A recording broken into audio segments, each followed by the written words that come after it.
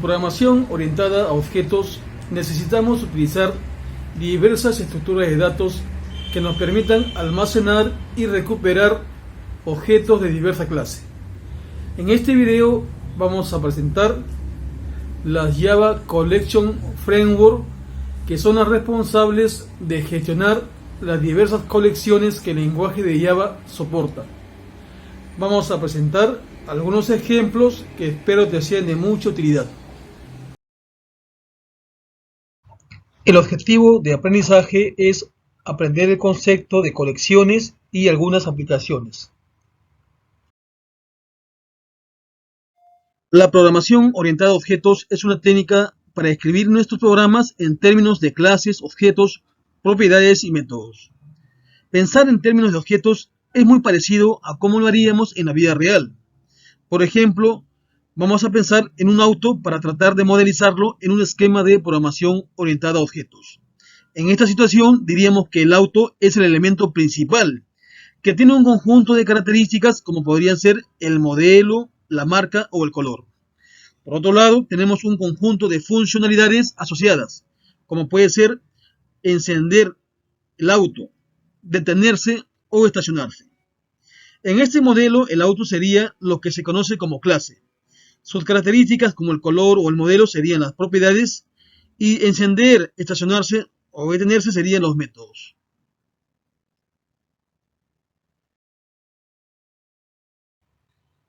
Las colecciones se pueden considerar como almacenes únicamente de objetos. Anteriormente, en este lenguaje de programación hemos visto los arreglos y las matrices. En ellos no solo podíamos almacenar objetos, sino también datos primitivos. La diferencia fundamental entre las colecciones y los arreglos es que mientras que en los arreglos tienen un tamaño fijo, las colecciones en Java son totalmente dinámicas. Esto quiere decir que podrán crecer o disminuir según nuestras necesidades. La ventaja de las colecciones respecto de los arreglos es, primero, que pueden cambiar de tamaño de forma dinámica. Segundo, que pueden ordenarse los objetos que existen dentro de la colección. Y tercero, se pueden insertar o eliminar elementos. Para trabajar con colecciones en Java debemos conocer sus interfaces y clases. Las colecciones en Java heredan de una interfaz llamada collection. Esta interfaz contiene tres interfaces o colecciones que heredan o descienden de ella. Estas son set, list y queue o cola. La colección set se refiere a un conjunto de elementos. Almacena objetos no repetidos y sin ordenar, y las clases que heredan de esta interfaz son las siguientes. Tenemos la colección list, que puede almacenar objetos repetidos, aunque también admiten objetos no repetidos. En este caso, cada uno de los objetos o elementos se encuentran indexados a través de un valor numérico. Normalmente sustituye a los vectores o arreglos. Este tipo de colección permite acceder de forma aleatoria a un elemento. Las clases heredadas de list son las siguientes.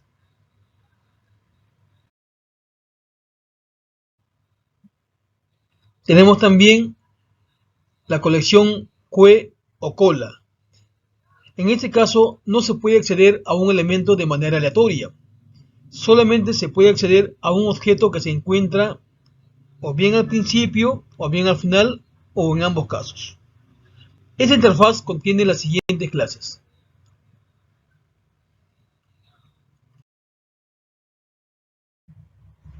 La clase ArrayList permite almacenar datos en memoria de forma similar a los arreglos, con la ventaja de que el número de elementos que almacena lo hace de forma dinámica, es decir, que no es necesario declarar su tamaño como pasa con los arreglos. En este ejemplo se muestra cómo se importa la clase ArrayList y podremos hacer uso de sus componentes siempre y cuando sean públicos. En la parte inferior se muestra cómo se importa todas las clases pertenecientes al paquete java.util, lo cual incluye la clase ArrayList y por lo tanto es funcional y válido.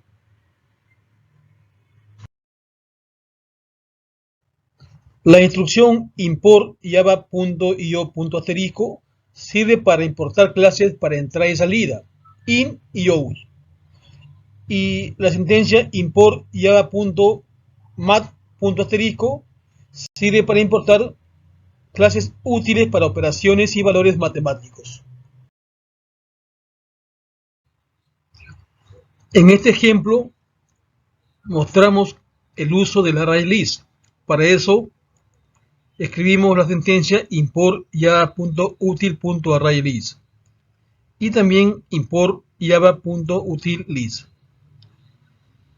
Las sentencias list lista cursos igual new ArrayList crea listas cursos de la clase list. Y luego el método add permite adicionar elementos al ArrayList. Finalmente, system.out.print lista cursos muestra el contenido del ArrayList.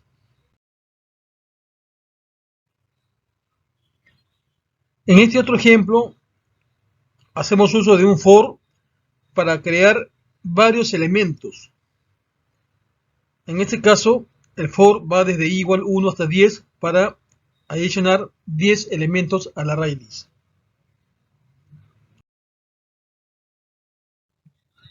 En el ejemplo 3 creamos el ArrayList lista cursos y luego adicionamos mediante el método add algorítmica 1 y matemáticas discretas.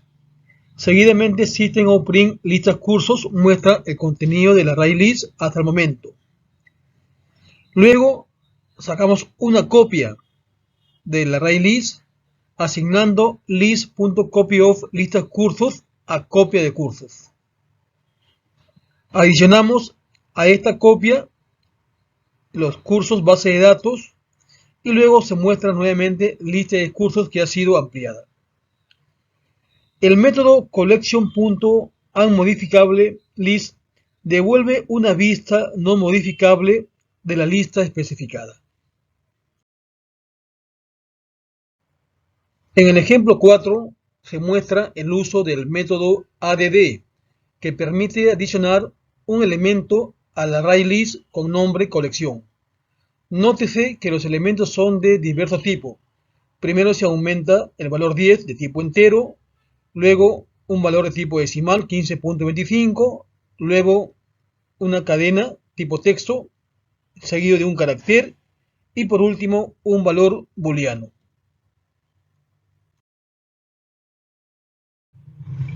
En este ejemplo, cuando se declara el ArrayList colección, se antepone la palabra reservada string para indicar que los elementos permitidos para adicionar son de tipo string.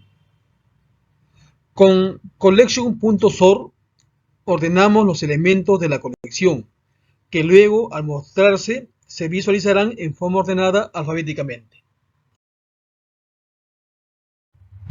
Cuando tenemos una secuencia de elementos, ya sea en un vector o una fila secuencial, el tiempo para acceder a un elemento es 1 en el mejor caso, n en el peor caso y n más 1 en el caso promedio, siendo n la cantidad de elementos de la estructura. Si consideramos el peor caso, esto resulta realmente ineficiente. Una tabla hash, llamada también matriz asociativa, mapa hash, tabla de dispersión o tabla fragmentada, es una estructura de datos que asocia llaves o claves con valores determinados que permite el acceso a un elemento en un tiempo más o menos homogéneo. La operación principal que soporta de manera eficiente es la búsqueda. Permite el acceso a los elementos almacenados que podrían ser el nombre y la edad de un alumno o la descripción y presentación de un producto a partir de una clave generada, que podría ser el código del alumno o el código del producto respectivamente. Funciona transformando la clave con una función hash en un hash, un número que identifica la posición donde la tabla hash localiza el valor deseado. El hash table es una estructura de datos que utiliza una función hash llamada función de dispersión, que sirve para identificar datos mediante una llave o clave. La función hash transforma la llave a un valor índice de un arreglo de elementos, en este caso a un índice de nuestra hash table en Java.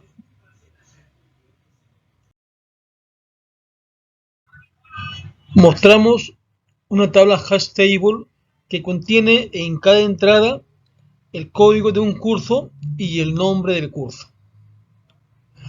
La función de dispersión hace corresponder a cada clave código de curso una entrada que corresponde al índice en la tabla, donde se encuentran los datos asociados a esa clave.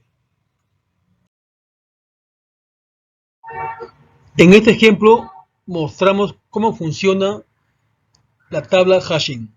Tenemos la función phi, que en este caso considera la función módulo 10. Podría ser otra función.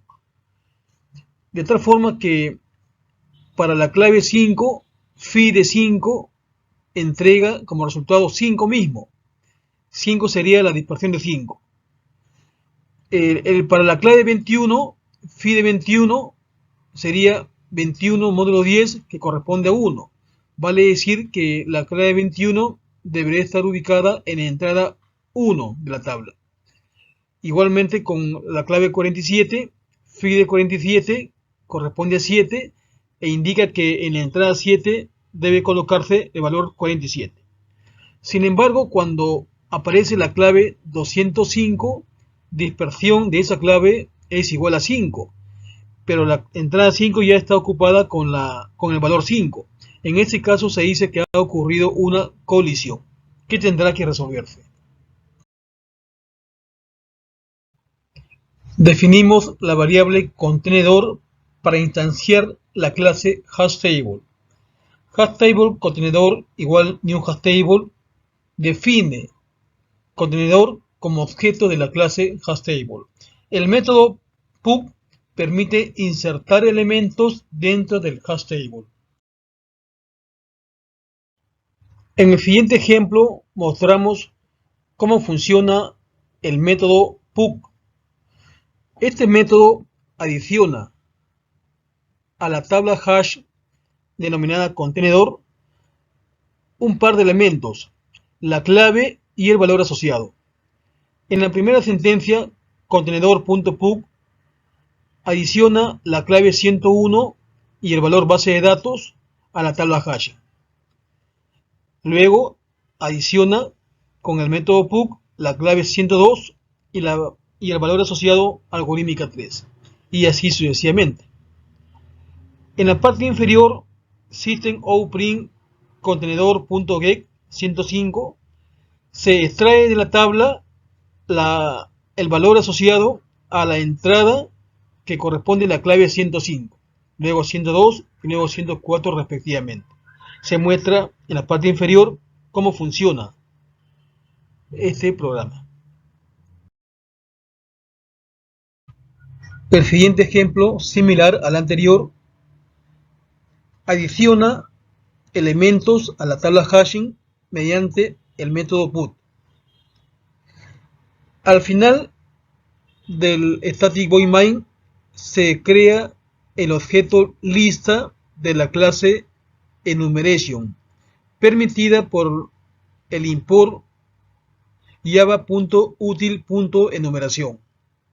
Luego, con la sentencia while, se muestra uno a uno los elementos de la tabla hashing. En el ejemplo 8 se crea el objeto h de la clase hashTable.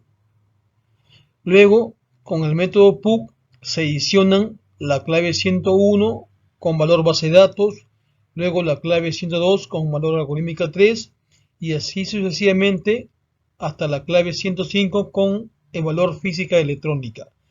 Luego se crea un objeto E de la clase enumeración y se le asigna h.elements y mediante un for se va a mostrar uno a uno los elementos de la tabla H.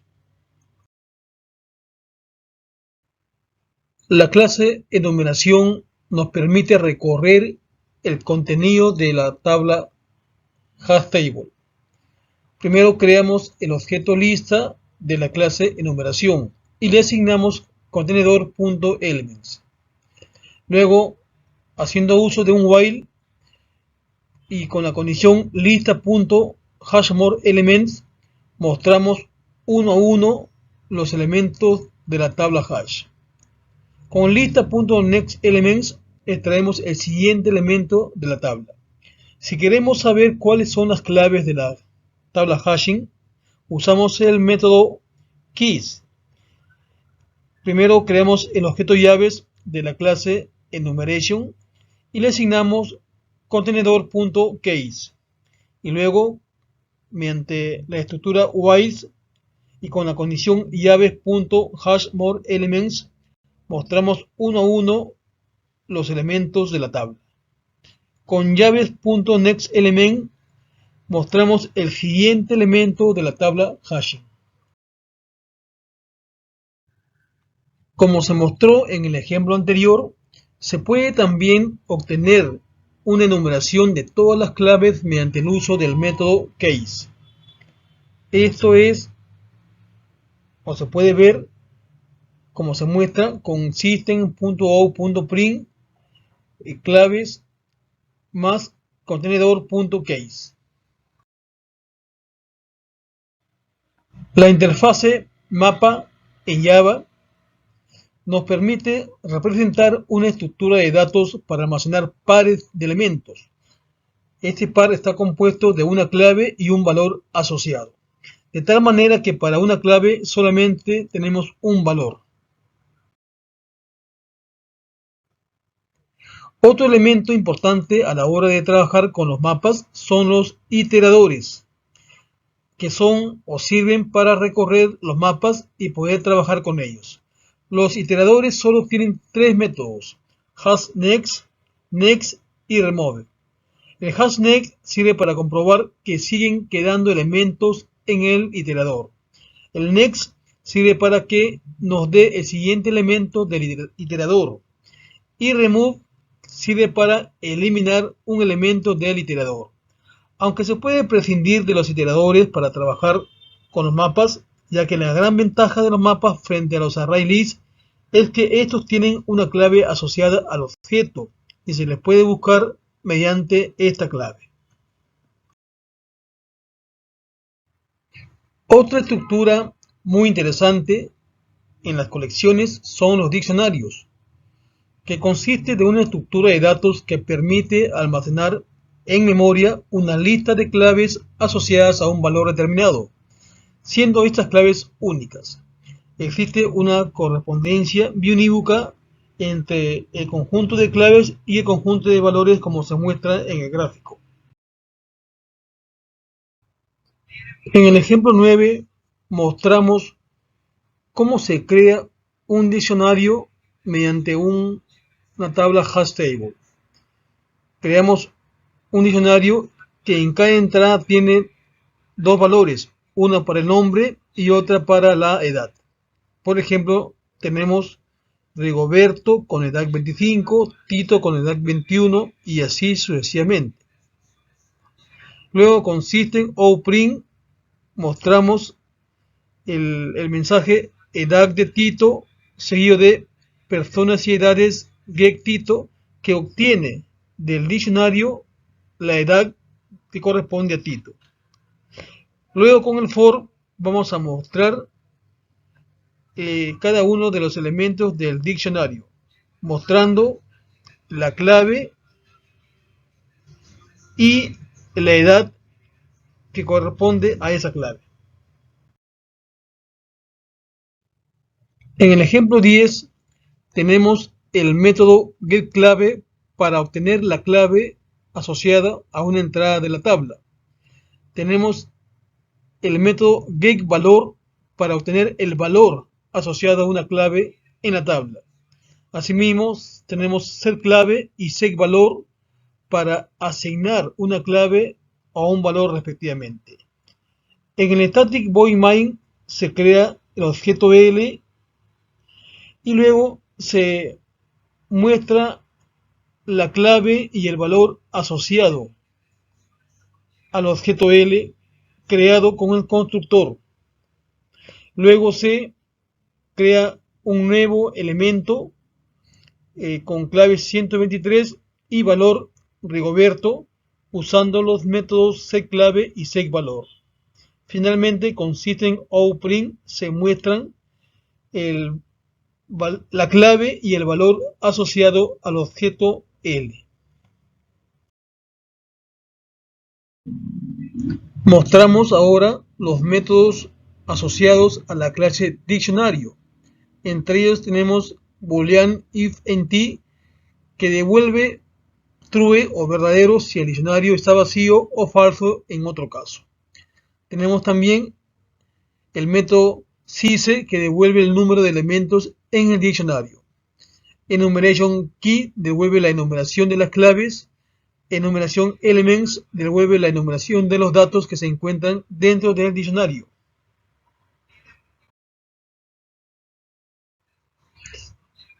Presentamos ahora los métodos de la clase hashTable.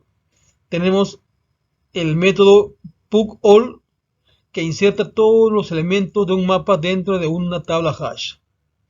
Tenemos también los métodos containValues que devuelve verdadero si encuentra el valor dentro de los valores de la tabla hash y retorna falso en otro caso.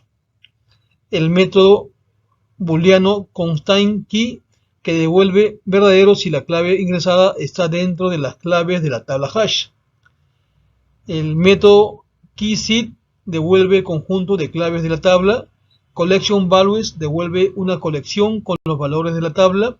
Y setEntrySec devuelve el conjunto de elementos de la tabla. La tarea de almacenar pares, clave, valor es muy común en programación. Si realizamos la evaluación de la complejidad temporal, podremos elegir una estructura de datos que ofrezca el mejor rendimiento en términos de complejidad temporal. Debemos tener en consideración lo siguiente y lo formulamos mediante las siguientes preguntas. ¿Necesitamos mantener nuestros datos ordenados? Segundo, ¿la colección crecerá y disminuirá constantemente?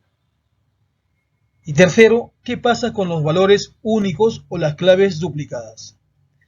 En la medida de lo posible, vamos a intentar pensar en cómo van a interactuar los datos que almacenaremos y vamos a elegir la estructura de datos que mejor se adapte a nuestros requerimientos. Vamos a hacer un análisis de las tres estructuras Java de almacenamiento clave-valor, con el fin de demostrar las diferencias sustanciales para las preguntas anteriores en relación al hashmat, linked hashmat y treemat. Los treemat en Java se ordenan automáticamente, de manera tal que se ordenará según el orden natural de las claves, pero también se puede usar un comparador personalizado para crear los treemat. Segundo, un hashmat almacena pares clave-valor en una tabla hash y los elementos no están ordenados de ninguna manera. Podemos decir que si el orden es importante para nosotros, debemos elegir un treemat en vez de un hashmat. No obstante, el hashmat generalmente ofrece un rendimiento de tiempo constante en operaciones básicas, mientras que el treemat garantiza un rendimiento logarítmico para las mismas operaciones.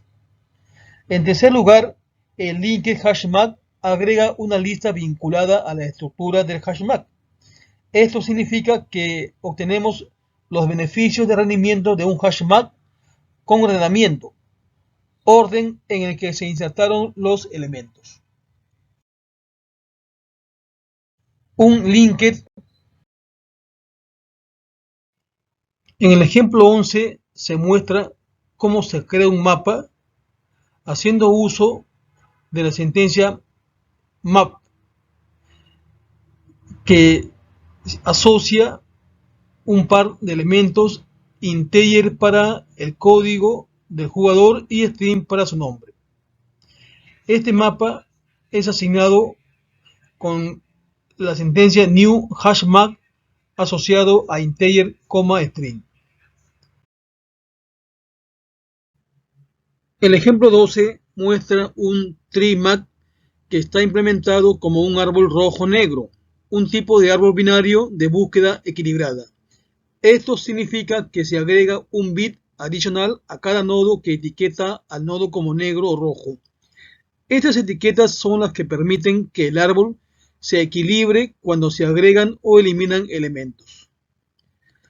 En este ejemplo, creamos el objeto treemap de la clase treemap. Vemos en la parte inferior la ejecución del ejemplo 12. El ejemplo 13, similar al anterior, se crea un mapa, pero ya no se usa treemap ni map, no se usa linked hashmap. Tenemos la clase jugador selección con los datos dorsal tipo entero, nombre tipo string y demarcación tipo string. Y luego con un constructor jugador selección se inicializan los datos del objeto cuando este se va a crear. Tenemos los métodos getDorsal, setDorsal, getNombre, setNombre y getDemarcación y setDemarcación para obtener o mostrar un dato respectivamente.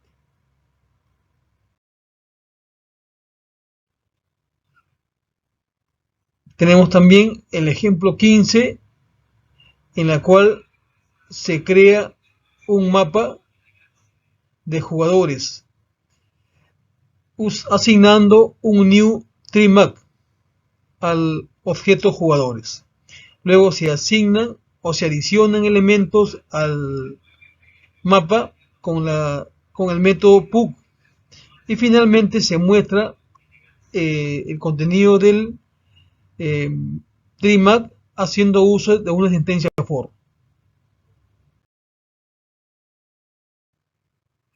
El API de Java nos proporciona el framework de las colecciones, que nos permite utilizar diferentes estructuras de datos para almacenar y recuperar objetos de cualquier clase. Estas colecciones no forman parte del lenguaje, sino que son clases definidas en el paquete java.util. Para crear una colección se usará la siguiente estructura. Usar colecciones ofrece una serie de ventajas o beneficios. En primer lugar, reduce el esfuerzo de desarrollo. Contiene casi todos los tipos comunes de colecciones y métodos útiles para iterar y manipular datos. Por lo tanto, podemos centrarnos más en la lógica empresarial que en lugar de diseñar nuestra API de recopilación. Segundo, mejora la calidad. Usar clases de colección central bien probadas puede mejorar la calidad de nuestro programa, en lugar de utilizar cualquier estructura de datos desarrollada. Tercero, permite la reusabilidad e interoperabilidad. Es decir, se pueden usar módulos para construir nuevos programas en lugar de hacerlos nuevamente. En cuarto lugar, reduce la carga de trabajo. Si usamos la API o la clase API de la colección principal, aprendemos cualquier nueva API. Un conjunto es una estructura de datos en donde los elementos no tienen un orden y además no se permiten duplicados. Para definirlos se utiliza la interfaz sec, que nos añade nuevos métodos a la interfaz collection-e. Podemos utilizar diferentes implementaciones. La más eficiente es hashset, implementación con tabla hashing. Pero si queremos que los elementos queden ordenados, podemos usar un treeset, que es una implementación con árbol. Para ello, definimos el interfaz sec-e, que nos permite utilizar las siguientes implementaciones: HashSet, Linked HashSet y TreeSet. Una lista es una estructura de datos lineal y secuencial, donde cada elemento tiene un índice o posición. Se utiliza el interfaz list-e. Podemos utilizar las siguientes implementaciones: ArrayList, Linked List y Stack cuando usemos una pila. Una pila o stack es una estructura de datos denominada estructura LIFO. LIFO viene de Last Input, First Output. El último en ingresar a la estructura es el primero en salir. La pila permite almacenar objetos y luego recuperarlos en el orden inverso en el cual se insertaron. Es decir, siempre se recupera el último elemento insertado. Para insertar un objeto a la pila se invoca al método push, y para retirar un elemento de la cima de la pila se invoca al método pop. Push equivale a empilar un elemento y pop equivale a desempilar o depilar un elemento de la pila. El nombre de pila deriva de la metáfora de una pila de platos en una cocina. La inserción y extracción de elementos de la pila siguen el principio LIFO, Last Input, First Output. El último que ingresa o se coloca en la pila será el primero en salir.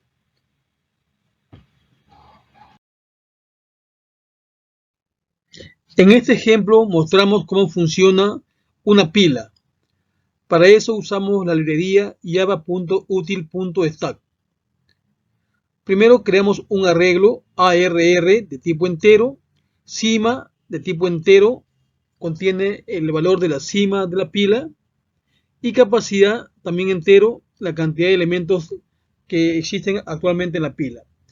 El constructor sirve para inicializar el arreglo ARR e inicializa cima con el valor -1, toda vez que cuando se incremente el primer valor o se empile el primer valor, cima pasará de -1 a 0, y luego a 1 y luego a 2 y así sucesivamente. El método empilar recibe X como argumento y lo adiciona en la cima de la pila. Para eso pregunta: si está llena la pila, es decir, no hay espacio, emite un mensaje overflow. De lo contrario, cima aumenta en 1 y en esa posición se coloca el valor X y se emite el mensaje se empiló X.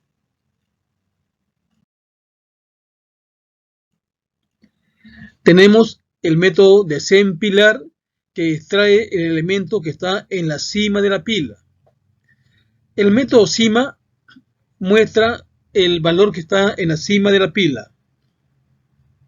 Tenemos también el método booleano está vacío para preguntar si la pila se encuentra vacía.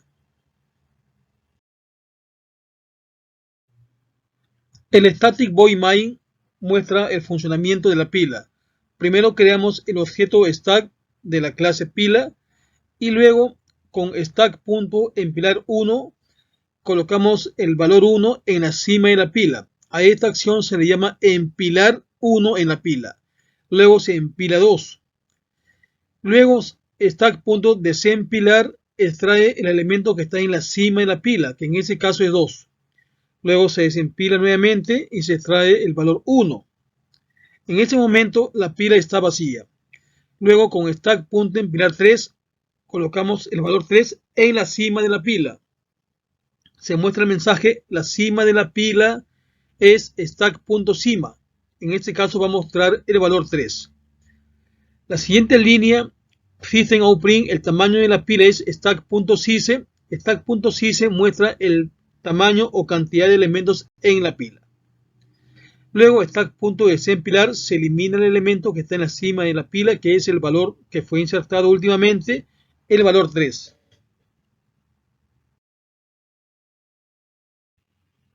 Mostramos ahora la ejecución del ejemplo 16. Primero se empila 1, luego se empila 2, se desempila 2, luego se desempila 1, en ese momento la pila queda vacía. Luego se empila 3 y muestra la cima de la pila es 3. En ese momento el tamaño de la pila es 1, puesto que solamente contiene el valor 3. Luego se desempila 3, el único elemento, y la pila queda vacía.